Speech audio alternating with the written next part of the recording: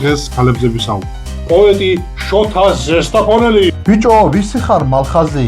ყვილა ამახაზი? ჩვენ ხომ არ ვიცით ქალს როდის ეწყინება. ამიტომაც საჭიროა ჯიბეში ერთი 200 ლარის უქროს და ქალს ბევრი პროფესია უხდება, მაგრამ კაცებს მაინც ის ერთი პროფესია გიჩვენებს.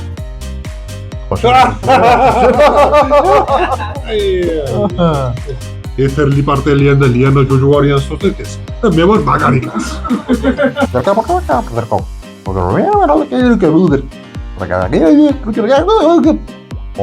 ხავენ ნახი შეჭამას ტანტიკი.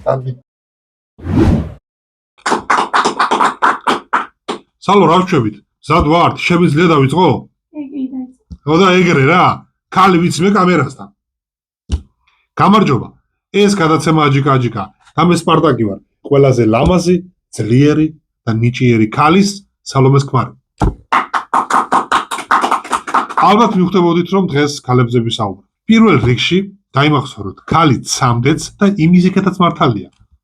მეუბნებოდა ამას სალომე არავინ არ გაიცინებს და არ დავუჯერე. როგორ უნდა გავუღოთ ქალებს? ამაზე ერთხელ 4 ტომეული გამოვიდა, მაგრამ ვერაფერი გაიგო და ისე უკან შევიდა. ახლა მართლა, როგორ გავუღოთ ქალებს? თუ ვინმე ვიცით, დაწერეთ კომენტარებში. ოღონდ ქალებმა არა, მაინც ვერ გავიგოთ ვერაფერს და მაინც რატომ ვერ უგებთ ქალებს? ქალებს აქვთ პლუსები, მამაკაცებს მინუსები. და როცა პლუსი და მინუსი ერთმანეთს ეხება, იქ კაი ამბავი არ ხდება ეხლა და მაგიტომაც ვერ უგებთ ერთმანეთს. მოკლედ, ქალის ნათქვამი კი ნიშნავს არას, არა შეიძლება, შეიძლება არ ვიცის, არ ვიცი გამორიცხულიას, გამორიცხულია კი ხავენ ნახი შეჭამას. ტანტიკი. ამბობენ რომ ქალი არის სუსტის კესი. ხო, აბა რა. ეთერლი პარტელიან და ლიანა ჯოჯოვარიანს სუსტის კესი და მე ვარ მაგარი კაცი.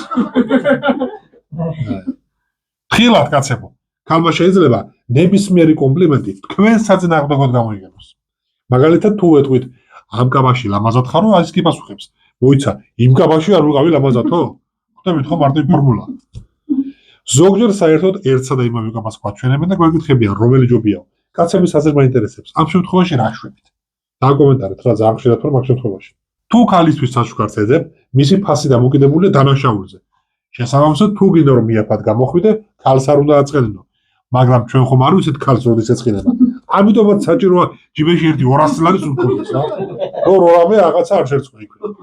ქალი ვიცი კუხნაშიო, ამ ფრაზას ბევრი კაცი არ ეთანხმება. და ბევრიც ეთანხმება კი არა, იქეთ ამადებს.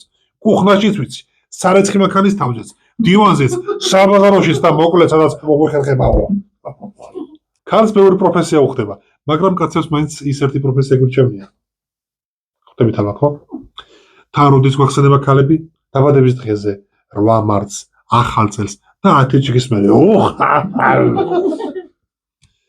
ქართველი ქალბატონები უცხოელებს ბევრად ჭობიან, რადგან მოგეხსენებათ ქართველი კაცის გულამდე გზა კუჭზე გადის. და ახლა რომელი უცხოელი მოგეძოდეს პახმელეზე ხაშს.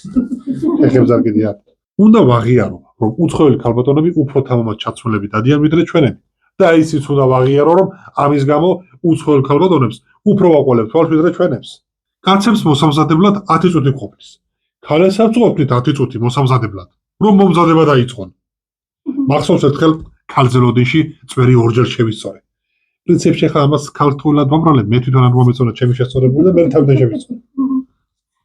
და ბოლოს, მინდა კაცებს მიმართო, დიდ ბიზნესად აბაგარს უთქვამს. დაიმახსოვრეთ მაგას. ქალი ადამიანი არ არის.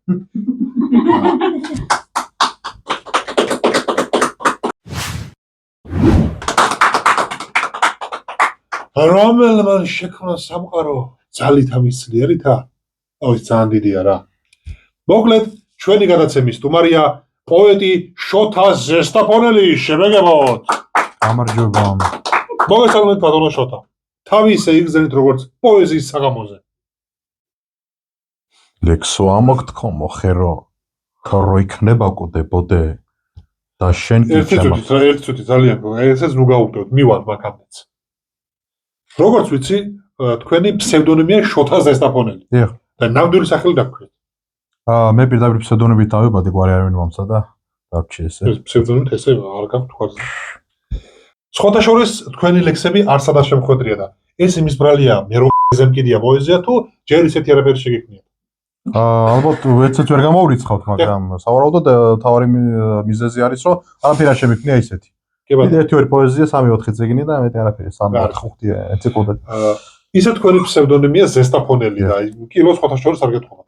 რა კილო არ მეტყობა 115 კილოვაში. რა არის თქვენი მიღწევა როგორც მწერლის? თხა და გიგოდან გამოვიდანე შინაარსი. და მე არ შეიტანეთ? პირიდან ახალი ხელს დავიტოვე. კეშად. დიახ. კი ბატონო. ძალიან მაინტერესებს თქვენი აღიარება როგორ მოხდა, რთული გზა გაიარეთ? რა თქმა უნდა, მარტივი არაზუს არ არის არაფერი, თავიდან უთოთით ამოუთოვეს. შემდეგ დენი შემიერთეს, ბოლოს ვეღარ გაუძელი, ლაშამაზანაშვილის ტექსტი ჩამირთეს. ვეღარ გაუძელთ, ხო? მაინტერესებს თქვენი ნიშა რა არის? მიშა? ნიშა არა. ნიშა. ნიშა რა არის?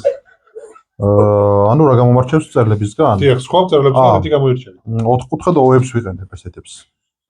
4 კუთხე. ძალიან მარტივი გამოსარჩევია. კი, ძალიან კარგი. რომელიმე მწერალთან თუ გქონიათ კოლაბორაცია? დიახ, ჯემარ ქალჩხაძესთან. ჯემარ ქალჩხაძე? ჯემარ ქალჩხაძე იგი. კი ბატონო. და როგორ იყო ეს კოლაბორაცია? როგორ წერდით, ერთად დაწერათ რამე? ის კანონახოდა და მე ვიწერდი.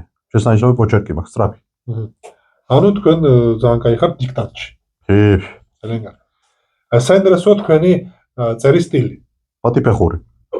პატიფეხური, რომელიც სავარაუდოდ მეორნაირად გამოგარჩევთ სხვა მწერლების. რა თქმა უნდა, მე ორიგინალური ვარ. თქვენი საზეპიროები რაიმეში გამოდგება? დიახ, მაგალითად გამოდგება. მაგალითად? დიახ, მაგალითად. როგორ მაგალითად? აი მაგალითად რომ მიკითხავენ რა არ გამოგადგება ცხოვრებაში არაზრუსო, აი მოუყვან მაგალითად. აი ეს საზეპიროები არ გამოდგება მაგალითად. აი ძალიან კარგი. მაგათ დაიზეპირეთ ამ საზეპიროები და არაფერი არ გამოგადგება. ბოლოს სად მუშაობთ? მწერალთა ქოხში. ქოხში თუ სახლში? სახლში მინ შემიშვა. არა, ქოხში მუშაობდი დაცვად. დაცვად? დიახ. შემდეგ და გამომაგდის. ჩემო უფროსო მომოისწრო და ლექსად გამომაგდო. ლექსად როგორ? დიახ. დაჯღანულო გლეხის შვილო შენ პაწაწინაო. სამუშაო საათებში რამ დაგაძინაო და ესე გამომაგდო გარეთ. ძალიან კარგად გამოვხდით. დიახ. გამოგდებას გამახსნა როგორც ვიცი, მწერალთა კავშირიდანაც გამოგაგდეს. დიახ, ჩემსა და მწერლობა შორის ვერანაირი კავშირი ვერ იპოვეს და გამომაგდა. ნეტა რატო ვერ იპოვეს, არა და ვიცოდი რომ როგორც გავლენიან მწერალს სერიოზული კავშირები გქონდა. კი, კავშირები ძალიან ბევრი მაქვს და თუ მაგრამ ვინძლო უკვე თუ რა ძალიან რამე თუ თუნდაც თუ. კი ბატონო. პროტესტის ნიშნად თუ დაგიტოვებიათ საღამო. ერთხელ მომეწია სამწუხაროდ. რის გამო? ვიღაც დეგენერატი წამოდგა დარბაზში და ესეთი ლექსი მომიწონა. შაირი შარაკუაო, იაგო დაგაკუაო, იაგოს ბიჭმა ანტონამ დაგაკუა 9 ტონო და მოგდა დედის ტრაკიო. აი ვერ გაუძელია. ძალიან გთხოვთ გავუშვათ კადრი. გავუშვით. შაირი შარაკუაო, იაგომ დაგაკუაო, ისმა ბიჭმა ანტონამ დაგაკუა 9 ტონა, მოგიტყან დედის პროჭი და შენი ანტონ დედაც მოტყან. ვიცით რომ ლექსებს შესანიშნავად კითხულობთ. დიახ. მაინტერესებს თქვენი ინტონაცია როგორია? კატეგორიული. ეს რამე ახალი ის არის მიმდინარეობა? აი აგიხსენეთ მაგალითად აი იყო არაბეთს როსტევან ბეფეხნის აგარსვიანი, მაღალი უხემტავი ლაშკარმარი ყმიანი, არა ბიჭო. როგორც ვიცი, საკუთარ ლექსებს ასევე უკუღმა კითხულობთ. დიახ. შეგეძლოთ რომ ერთი ლექსი უკუღმა წაგვიკითხოთ? კი ბატონო, ერთად გავიხსენებ. კი ბატონო.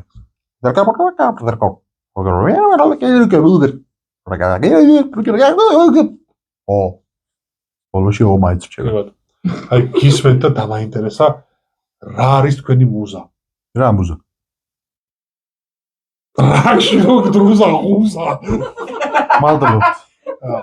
ალბათ გქონიათ შემთხვევა, რომ მუზა არ გეწვიათ. დიახ. შეგიძლიათ რაიმე მსგავსი გაიხსენოთ. მაგალითად მდინარისპირას რო წახვედით. აი კი. ერთხელ მდინარისპირას წავედი, რაღაც განსხვავებულის დაწერა მიდოდა, მაგრამ ამინდი გაფუჭდა. ეს წვიმა და ქარი ერთმანეთში ერეოდა და ავსვედი მეტასაცმელის დამისვლა და ფურცლების დამისვლა და ყველაფერი დალვი, მაგრამ ამან ბოლოს შედეგი მაინც გამოიღო. ბოლოს დამკრა თავში. გავწვიდი და ერთი კვირა ასე ვერ დავწვი. ძალიან. თქვენი ლექსები ალბათ სტანდარტულად 4 სტრიქონიანია, ხო? არა, ერთია და გრძელი. კი, მაგრამ იქ ხომ წინადადებაა. წინადადება? საერთოდ იცით რა არის წინადადება? ახლა გამახსენდა რომ დამირეკეთ მითხარით რომ თუ არ მოხვალ პატრონს ნაო. აი გარი წინადადება, დასრულებული წინადადება, კი. ჩამოყალიბებული ძახლის ნიშნით ეგ არის. ლექსებში ალბათ ჯვარედინ რითმებსაც იკენებ. არა, მე ათეისტი ვარ და ჯვარედინ რითმებს არ ვცნობ. კი, მაგრამ არ გეშენიათ რომ ჯოჯოხეთში მოხვდებით? უი, ღმერთთან უკრავს. ახლა გაახსენა ღმერთი. უცხოურ ლექსებსაც თუ თარგმნით ხოლმე. კი. შექსპირის სონეტებს თარგმნი ხოლმე. ძალიან კარგი. შეგიძლიათ ერთი რა თქმა უნდა, გზად მიმავალმა არ მოვისხინ ხრებზე ლაბადა, რადგან მითხარი ზიანი დღეგენის ყველგანო, მაგრამ კარაქში კვეცხის გულირის მაქნისია, შემოსასვლელში მატლი ფეხით გამიგნისია. ეს ძალიან კარგია, მაგრამ დარწმუნებული ხარ ბოლო ორი ხაზი რომ ნამდვილად შექსპირის იყო. შემოწმეთ ხო? ტრანსლეიტმა გამიჭედა და ჩემი შევავსე რა. ეს შეაგვოწიძეთ რაღაც როგორც იყო, ხო? კი. აი ვისი ნაწარმოებები მოგწონთ ყველაზე მეტად? კალაქტიონის ლექსები ძალიან მიყვარს, შექსპირის სონეტები და ჰიუნაის სონატები, ჰიბრიდები. ჰიბრიდებს აქებენ. რას იდგავს ეგ მამცა? მე ვიცი რომ შეგიძლიათ ლექსი ექსპრომტად წაიკითხოთ. აი შეგიძლიათ ეხლა. ექსპრომტად ვეცდები, მოიცა, აი მოიცა, აი ახლა მომაფიქრე ექსპრომტად, მოიცა. ექსპრომტად მომაფიქრე. ამოვალაგე ფანქრები, თუ ვერ დავხატავ გავქრები, თან სანთელივით ჩავქრები, დიდად არა ვარ საქები. ცეკვამ მასწავლა გასმები, ფეხზე გამეხსნა თასმები, ეკრანს არიდეთ ბავშვები. შიქوارა გაგრაშვები. აი, მადლობა რომ ესე ხარიანდით. სხვათა შორის მე ძველ ლექსებს ახალ სიცოცხლეს ვუბრუნებ, ვაძლევ. აი მაგალითად გითხარით როგორ? აი მაგალითად თაგვმა თხარაო. გამოთხარაო. ანუ კატა. დიახ. ლექსი გამოცანა. იაპონური პოეზია ერთი თეთრი დავიწყე სულის ღაფვა, ძაღლმა რომ მითხრა ვავ. ესეთი რითმები მოხდია. უფრო კარგი, ონკანიდან წყალი მოდის, ატალახთან მთელი ეზო. ეს საუბრობთ ქართული იქნება? დიახ. კიდევ რაიმე ხო არ გაქვს? ერთი ქუთაისური ლექსიც მაქვს მართვის მოწმოვაზე. ბიჭო, ვისი ხარ მალხაზი? ტყილა ამაკ ამახაზი? ძალიან კარგია თქვენთან ვერ მოეწყოს ადამიანი. აი, მე ხა ძალიან გახარბოლ თქვენი სტუმრობით და მაინტერესებს ჩემზე რა სიტყვით, აი როგორც პოეტი. აუ, მაგარი წამყვანი ხარ შედის ანა მართლა არ არის მენა. არა, ეგ კაი ჯანდაბას, მაგრამ ლექსად მეგონა რომ ვითხოვდით ამ ყველაფერს. არ არის პრობლემა. მაგარი წამყვანი ხარ? არსად არ ყოფილა ასეთი? ძალიან კარგი. აია. დიდი მადლობა. ნუ ჩვენი გადაცემა დასასრულს მივახლოვდა. დღეისათვის სულ ეს იყო. ჩვენი გადაცემის სტუმარი იყო ლე პოეტი შოთა ზესტაფონელი. ჩვენ ერთმანეთს ერთგვარად შევხვდებით, თუ არ შევხვდებით, ძაღლი მიმაგდა სულში.